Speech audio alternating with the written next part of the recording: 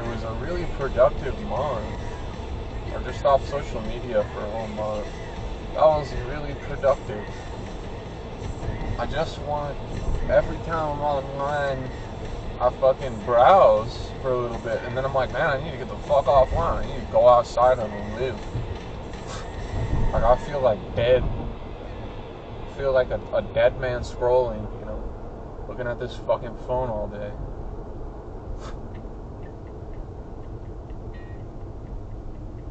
You know? Like, if I'm not scamming people, I'm wasting time on this fucking internet. Like, I am not scamming people, so I'm not using this fucking device appropriately. Jesus! Fuck!